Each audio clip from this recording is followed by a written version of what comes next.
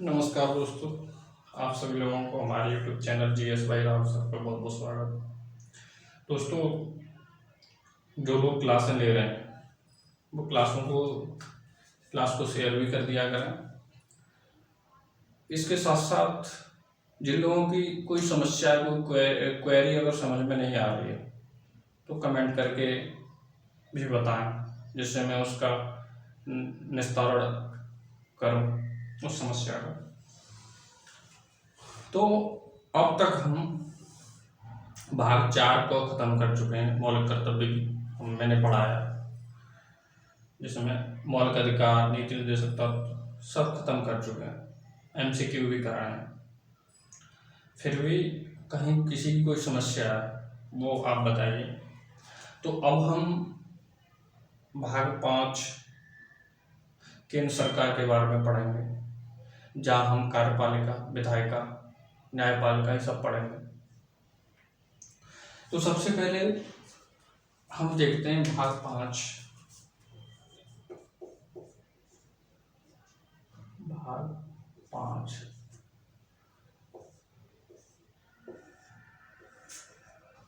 तो भाग 5 में हम पढ़ेंगे सबसे पहले संघ की कार्यपालिका के बारे में। तो कार्यपालिका जैसे हम पढ़ेंगे तो हम ये देखते हैं जैसे कोई लोकतांत्रिक देश है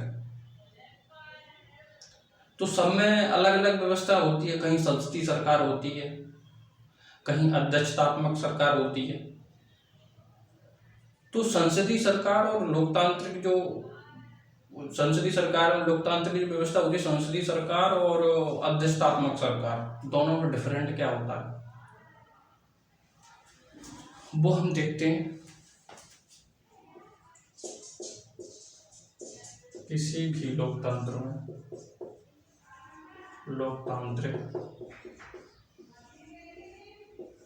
देश में दो तरह की सरकार होती है।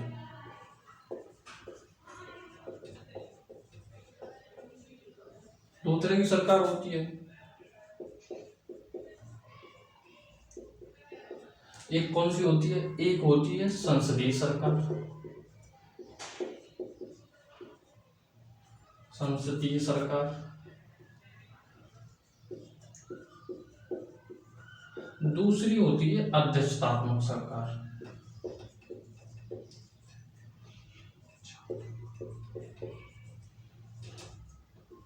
अध्यक्षात्मक सरकार। अब हम ये देखते हैं जैसे संसदीय सरकार है और अध्यक्षतात्मक सरकार है, दो तरह की सरकारें होती हैं। तो संसदीय सरकार ब्रिटेन में और भारत में है। ब्रिटेन में है और भारत में है। वहीं अध्यक्षतात्मक सरकार कहाँ है? अध्यक्षतात्मक सरकार अमेरिका में।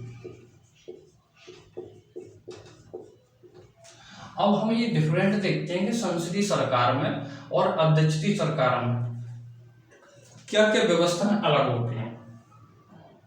तो दोस्तों, जो ब्रिटेन और अमेरिका में दोनों में संसदीय सरकार है, तो यहां पर जो राष्ट्रपति होता है वो कार्यपालिका का औपचारिक टर्म उसके पास होती है, औपचारिक प्रधान होता है वो कार्यपालिका का। वहीं अध्यक्षतात्मक सरकारों में जैसे अमेरिका में राष्ट्रपति वास्तविक शक्तियां होती हैं कार्यपालिका की उसके पास। अब जैसे हम ब्रिटेन में और भारत में देखें तो ब्रिटेन में जो राष्ट्रपति होता है, मैं बताऊं आपको, राष्ट्रपति कार्यपालिका का हमारे यहाँ पर भी प्रधान है, लेकिन वास्तविक प्रधान नहीं है, नाम मात्र का है। वास्तविक शक्तियां वो प्रधानमंत्री के अंतर्गत लेते हैं। तो ब्रिटेन में जो राष्ट्रपति होता है वहां पर जो व्यवस्था है, जैसे वहां का वंशानुगत होता है राजा, वहां चुनाव नहीं होता, लेकिन भारत में चुनाव होता है। भारत में गणतांत्रिक व्यवस्था है राष्ट्रपति की। अमेरिका में राष्ट्रपति का चुनाव होता है, चुनाव के साथ साथ जो कार्यपालिका की शक्तियां हैं वो उसके पास होती हैं, यानी वास्तविक प्रधान होता है। यहाँ पर भी राष्ट्रपति, भारत के में भी राष्ट्रपति के पास शक्तियां, कार्यपालिका की शक्तियां, लेकिन नाम मात्र की हैं।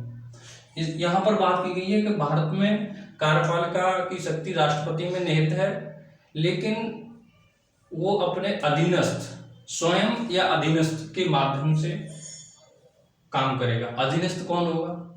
अधीनस्थ मंत्रिपरिषद का प्रधान प्रधानमंत्री होगा, जिसकी सलाह से राष्ट्रपति काम करेगा। उम्मीद कर रहे हैं आप लोगों को ये समझ आया होगा।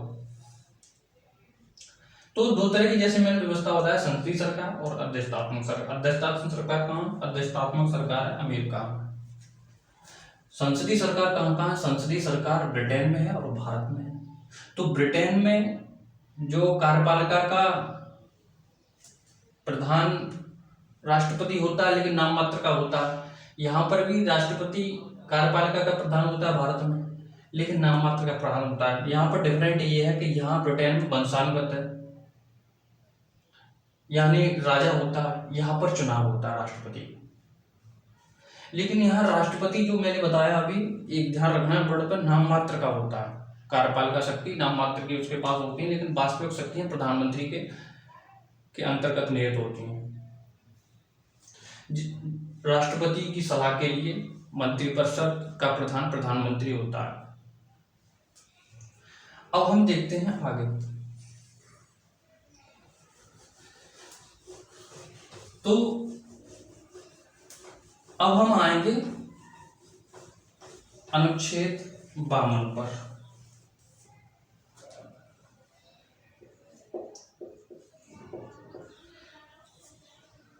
तो संघीय सरकार, भारत में संघीय जो कार्यपालिका है, उसमें अनुच्छेद 52 से 78 तक उल्लेख किया गया है, यानी संघीय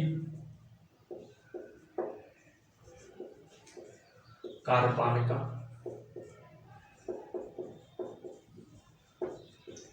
में अनुच्छेद 52 से 78 तक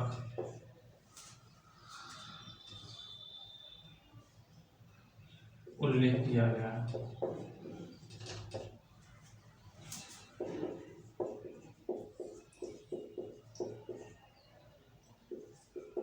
जिसमें राष्ट्रपति, उपराष्ट्रपति,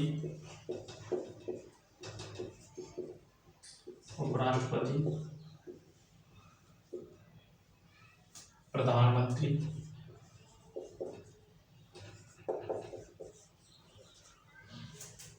मंत्रिमंडल, महान्यायवादी,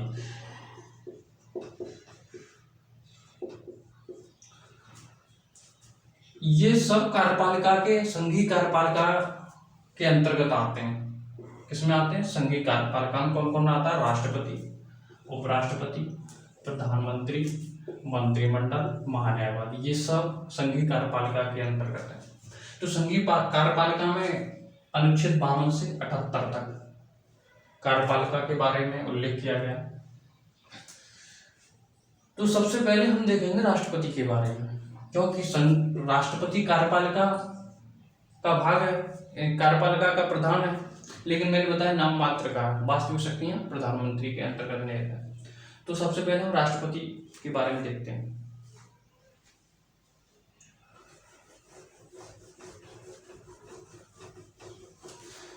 राष्ट्रपति राष्ट्र का प्रमुख होता है। राष्ट्रपति का जो पद है, राष्ट्र का प्रमुख पद है। भारत का प्रथम नागरिक होता है। राष्ट्र की एकता, अखंडता, सुदृढ़ता, संप्रभु का प्रतीक है। तो अनुच्छेद 52 में कहा गया है कि भारत का एक राष्ट्रपति होगा। अनुच्छेद 52 के अंतर्गत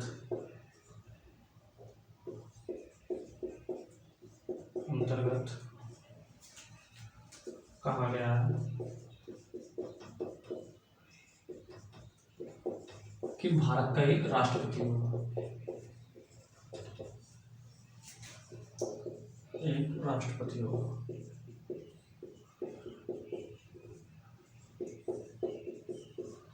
यानी अनुच्छेद 52 में क्या कहा है कि भारत का एक राष्ट्रपति होगा।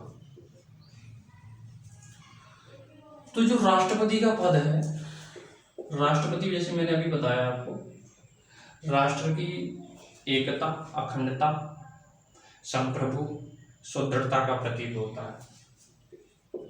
राष्ट्रपति एकता, अखंडता, सुदृढ़ता, संप्रभुता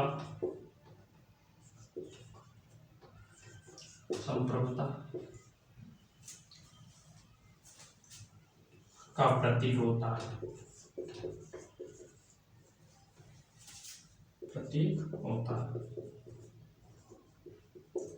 भारत का प्रथम नागरिक होता है, भारत का प्रथम नागरिक होता है।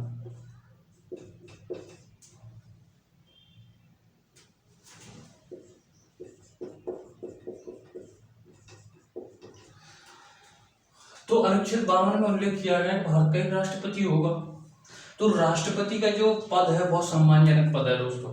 राष्ट्रपति के बारे में तुमने देखा होगा, कोई भी राजनीतिक दल या राजनेता राष्ट्रपति के बारे में टीका टिप्पणी नहीं करता है।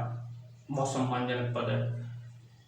अगर तुम्हें टीका टिप्पणी करनी है तो प्रधानमंत्री के बारे में करिए, अपनी राजनीतिक कोई टिप्पणी करनी है, क्योंकि राष्ट्रपति जो पद है वो राष्ट्र का प्रमुख पद है। तो हम देखते हैं राष्ट्रपति एकता, अखंडता, सुदृढ़ता एवं संप्रभुता का प्रतीक होता है, भारत का प्रथम नागरिक होता है।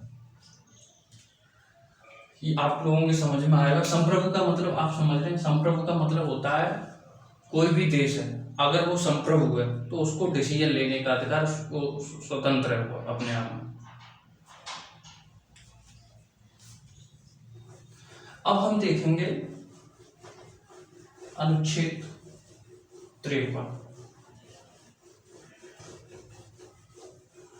अनुच्छेद 53 में बात की गई है कि संघ की जो कार्यपालिका शक्ति है वो राष्ट्रपति में निहित होगी। 53 संघ की कार्यपालिका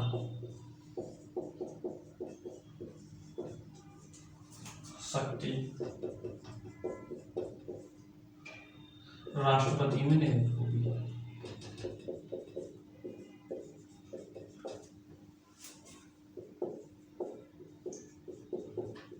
किसमें निहित होगी? राष्ट्रपति में। लेकिन मैंने ये भी बताया आपको अभी, राष्ट्रपति में कार्यपालिका शक्ति निहित होगी, लेकिन वो उसका उपयोग कैसे करेगा उस शक्ति का? या तो स्वयं करेगा या अपने अधीनस्थ के द्वारा करेगा, जिसका प्रयोग वह स्वयं या अपने अधीनस्थ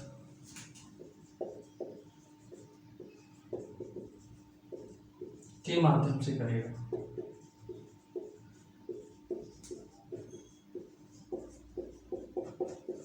अब अधीनस्थ कौन होगा? जैसे मैंने बोला जिसका जो शक्ति है, कार्यपालिका शक्ति है, तो उसका प्रयोग स्वयं या अपने अधीनस्थ के माध्यम से करेगा। अधीनस्थ कौन होगा? जैसे मैंने बताया अभी, अधीनस्थ होगा मंत्रिपरिषद का प्रधान, प्रधानमंत्री, राष्ट्रपति की सलाह के लिए। अब यहाँ कार्यपालिका की, जैसे मैंने बताया, राष्ट्रपति नाम मात्र का प्रधान है, वास्तविक शक्तियां प्रधानमंत्री में रहते हैं। तो मंत्रिपरिषद का प्रधान प्रधानमंत्री, उसमें वास्तविक शक्तियां रहते हैं। जो राष्ट्रपति की सलाह के अनुसार काम करेगा। अब जैसे 42वें संविधान संशोधन द्वारा 1976 में कहा गया कि राष्ट्रपति की जो प्रधानमंत्री की जो सलाह है राष्ट्रपति मानने के लिए बाध्य है, यानी प्रधानमंत्री की सलाह राष्ट्रपति को मानने के लिए बाध्य है। 42वें संविधान संशोधन द्वारा इंदिरा गांधी सरकार में कहा गया, संविधान संशोधन किया गया। लेकिन 44वें संविधान संशोधन द्वारा 1978 में कहा गया कि प्रधानमंत्री की सलाह मानने के लिए बाध्य नहीं है, बल्कि एक बार पुनर्विचार के लिए बोल सकता है राष्ट्रपति। जैसे कोई कानून पास होने के लिए गया तो राष्ट्रपति बोल सकते हैं एक बार पुनर्विचार करिए इस पर। तो ये शक्ति कब दी गई? 44वें संविधान संशोधन द्वारा 1978 में। तो जैसे मैंने बताया, राष्ट्रपति की सलाह के लिए मंत्रिपरिषद होगा, उसका प्रधान प्रधानमंत्री होगा। ये किस अनुच्छेद में? अनुच्छेद 74 में इसका उल्लेख किया गया है। अब हम देखते हैं आगे।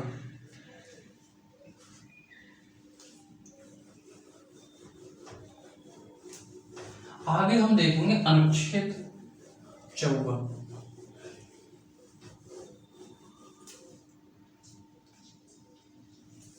अब कुछ इंग्लिश मीडियम वाले हैं तो उनको दिक्कत आ रही होगी, तो मैं बताता हूं। जैसे अनुच्छेद को इंग्लिश में आर्टिकल कहते हैं। अनुच्छेद 54, अनुच्छेद 54 में बात की गई है राष्ट्रपति का निर्वाचन मंडल के बारे में। राष्ट्रपति का निर्वाचन मंडल,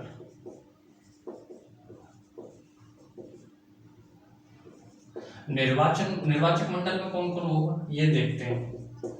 तो दोस्तों, राष्ट्रपति के निर्वाचक मंडल में संसद के दोनों सदस्य, दोनों सदनों के सदस्य, जिसमें लोकसभा एवं राज्यसभा के निर्वाचित सदस्य की बात की गई है, मनोनीत की बात नहीं की गई यहाँ पर। वहीं राज्यों के विधानसभाओं के निर्वाचित सदस्य। अब आप कहोगे राज्यों की विधानसभा की मैं बात कर रहा हूं या विधान परिषद की बात नहीं कर रहा हूं मैं। और दूसरी चीज है, मनोनीत की बात नहीं कर रहा हूं मैं, निर्वाचित सदस्यों की बात कर रहा हूं। यानी लोकसभा एवं राज्यसभा के निर्वाचित सदस्य, राज्यों के विधानसभाओं के निर्वाचित सदस्य। वहीं 70वें संविधान संशोधन द्वारा 1992 में संविधान संशोधन किया गया है और केंद्र शासित प्रदेश यूटी, दिल्ली और पुडुचेरी, उनके निर्वाचित सदस्यों को भी इसमें शामिल किया गया। तो संसद के दोनों सदस्य, संसद के दोनों सदनों के सदस्य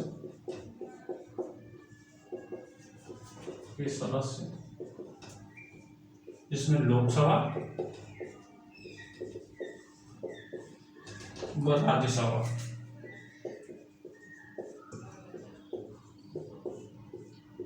के निर्वाचित सदस्य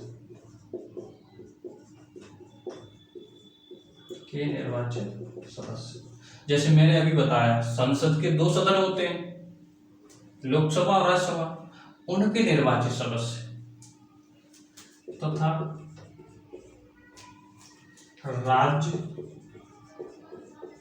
की विधानसभा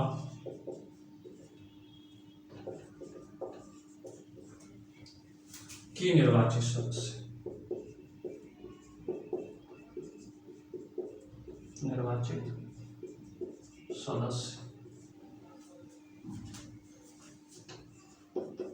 भाग लेते हैं। लेकिन मैंने फिर बता रहा हूं मैं आपको, यहां पर मनोनीत नहीं है। तो संसद के दोनों सदन, जिसमें लोकसभा एवं राज्यसभा, दो सदन होते हैं, लोकसभा राज्यसभा, उनके निर्वाचित सदस्य तथा राज्यों की विधानसभाओं के निर्वाचित सदस्य अब यहाँ पर मैं राज्य की विधानसभा की बात कर रहा हूं, मैं विधान परिषद की बात नहीं कर रहा हूं। एक एक शब्द पर ध्यान रखना है, एग्जाम में ऐसे ही फंसाता है। 70वें संविधान संशोधन द्वारा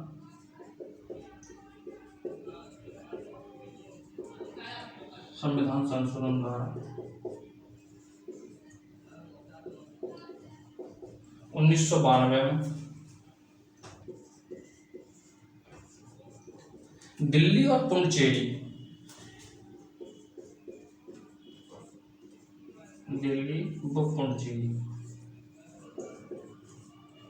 के निर्वाचित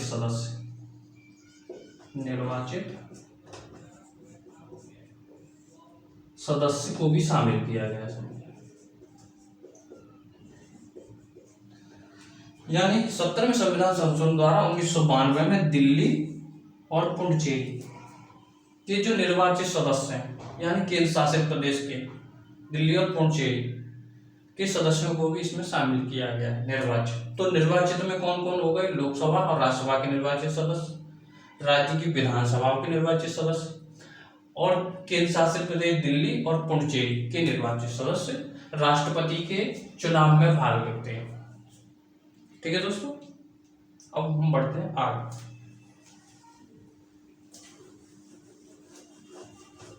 अब हम देखेंगे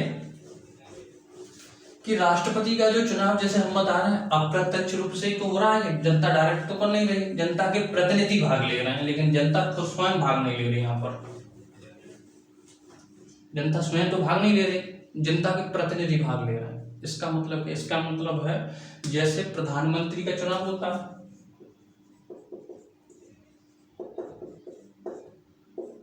प्रत्यक्ष रूप से हम भाग लेते हैं, लोकसभा के जो सदस्य होते हैं वहां पर हम वोट डालते हैं, तो डायरेक्ट रूप से होता है प्रधानमंत्री का। राष्ट्रपति का चुनाव